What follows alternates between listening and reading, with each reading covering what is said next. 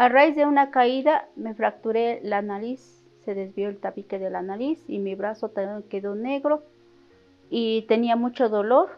Mi nariz me dolía, no lo podía tocar, me fluía mucho como agua en la nariz, se me escurría durante casi un año y mi brazo quedó más de un mes moreteado, todo el negro y mucho dolor.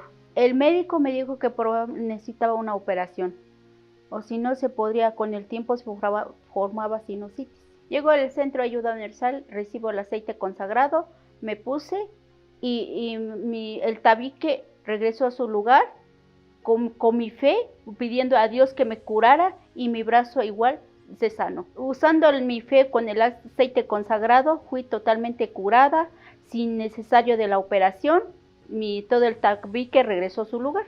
Por mi fe fui sanada totalmente.